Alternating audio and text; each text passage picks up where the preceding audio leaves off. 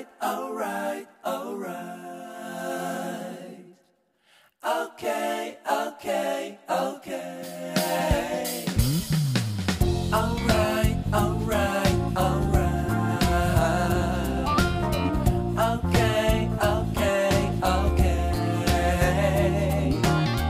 Alright, alright, alright. Okay, okay, okay. Dup, dup, dup, dup, dup, dup, dup, dup,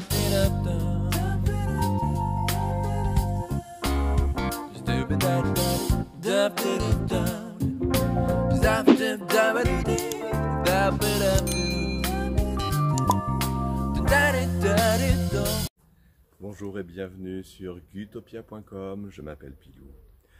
Aujourd'hui, je vais vous parler de la nouvelle installation que j'ai fait pour mes cystoclémis qui font pipi. Si, à chaque fois, dans chaque vidéo, j'ai droit à un pipi. Cystoclémis flavomarginata, anciennement Cuora flavomarginata, tortue à bord jaune. Voilà, qui viennent de la région sud-est asiatique, Chine, Taïwan, etc. Voilà, donc elles étaient dans des enclos qui ne me convenaient pas, je les avais séparées par trois, par petits trios, mais ça ne me convenait pas, elles n'avaient pas assez de place, donc je vais les installer maintenant dans cet enclos que j'ai aménagé. J'ai transformé des volières que j'avais pour mes perroquets, je les ai transformées en un grand parc de 4 mètres de long sur 1 mètre de large, sur 1 mètre de haut, mais ça peu importe. Voilà, qui sont fermés par cadenas, qui sont sécurisés par une vidéosurveillance. Voilà. Et donc, mais je pense que là, elles vont se plaire. Donc on va commencer à les libérer. Je vous montre ça.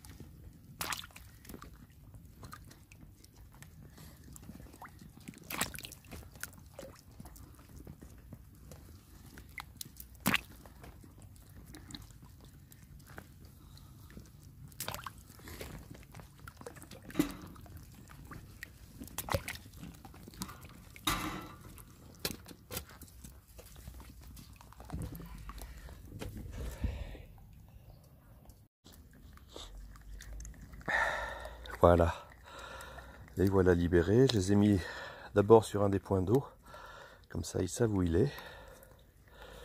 Et puis elles vont partir tranquillement, les unes après les autres.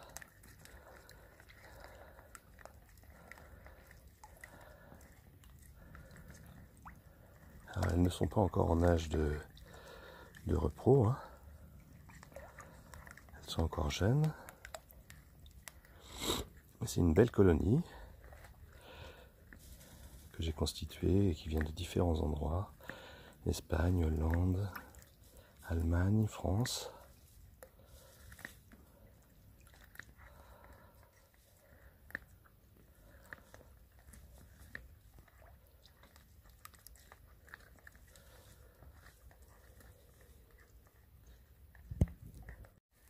Donc, comme je vous le disais, les Cuora flavomarginata vivent en Asie du Sud-Est, hein, du côté est de la Chine, Taïwan, tout ça.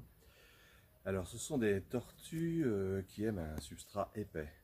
Souvent, elles s'enfoncent tout entières dans le substrat et elles ne laissent dépasser que la tête. Donc ce qui est marrant à voir, c'est ça, c'est qu'il y a une tête qui dépasse et tout le reste du corps est sous le substrat. Donc elles ont besoin d'un substrat assez épais, hein, au moins 15-20 cm pour se sentir bien parce qu'elles se cachent sous le substrat, elles se cachent aussi, elles ont besoin de beaucoup de cachettes parce qu'elles sont assez timides, donc elles ont besoin d'écorce de liège. Moi je sais que je prends aussi des bûches de bois que j'entasse bien correctement pour pas qu'elles risquent de tomber dessus, quoi qu'elles sont assez résistantes, hein, mais bon, je fais attention.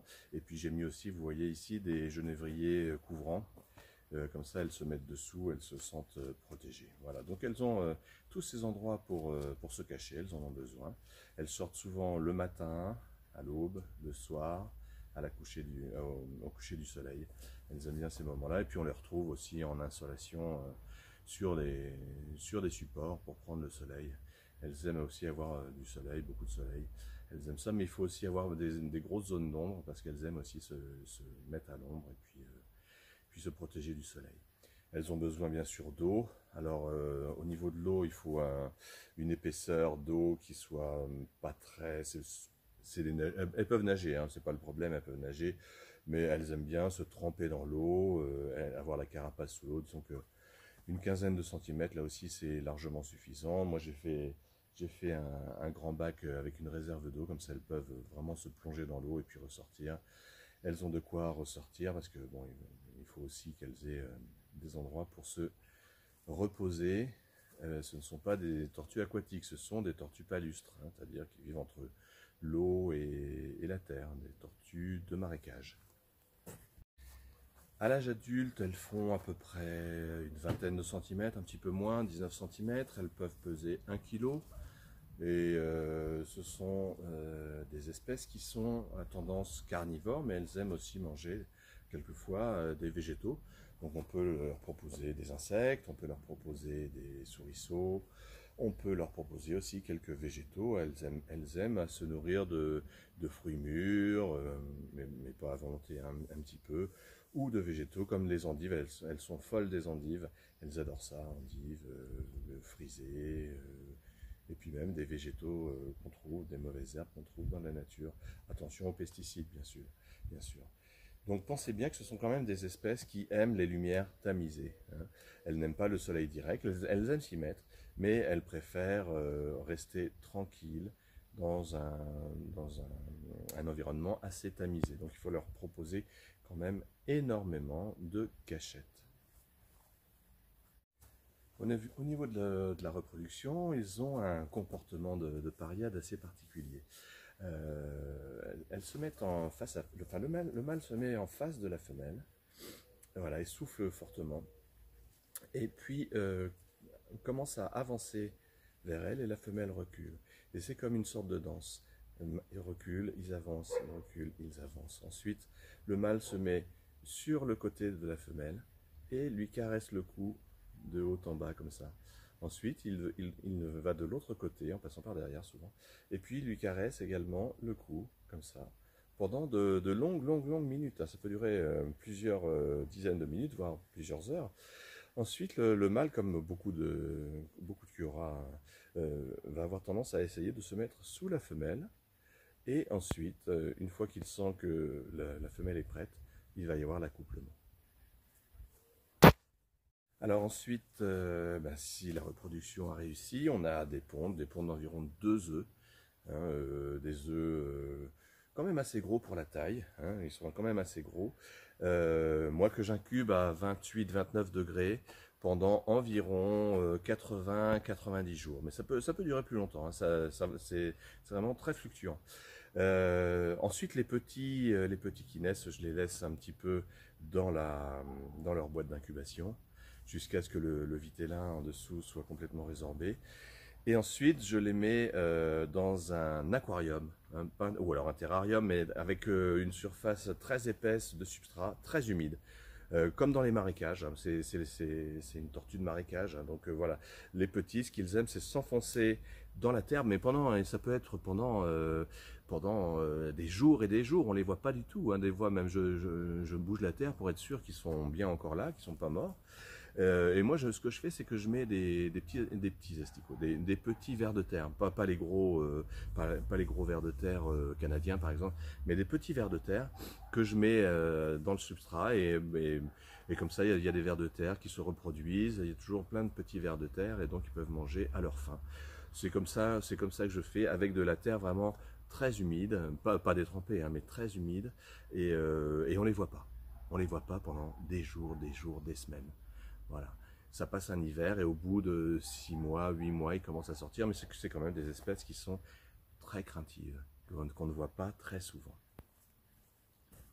Pour le groupe que j'ai, qui est un grand groupe, je les ai mis, vous voyez, dans quand même un grand espace. Ils étaient dans des petites cuves Laguna, mais par trio, mais c'était encore trop petit pour eux, parce que ce sont des espèces comme beaucoup de tortues sauvages, donc ont besoin de beaucoup d'espace.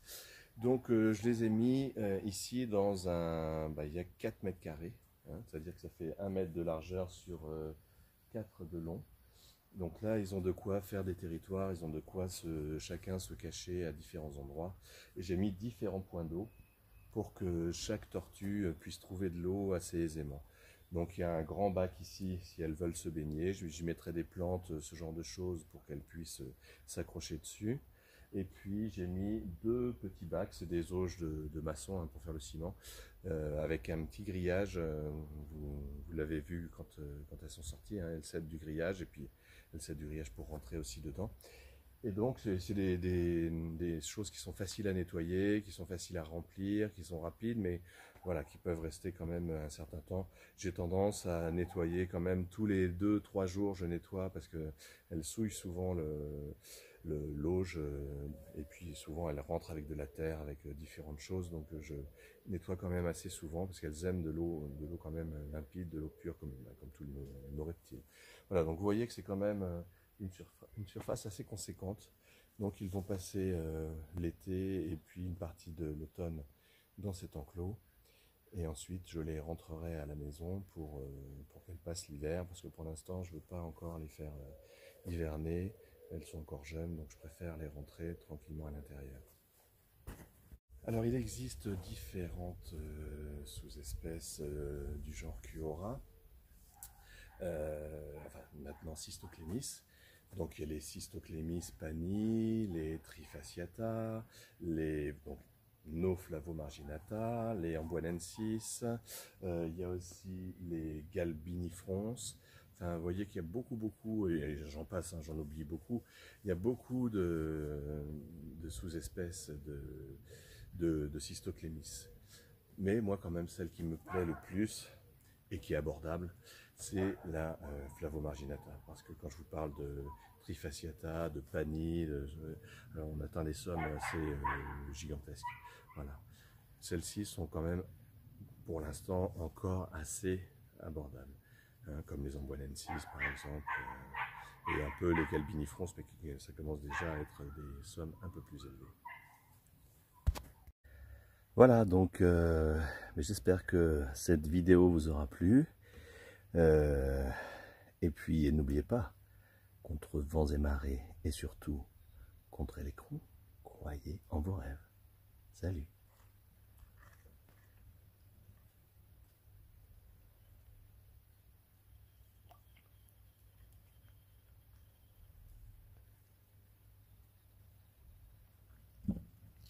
Alright.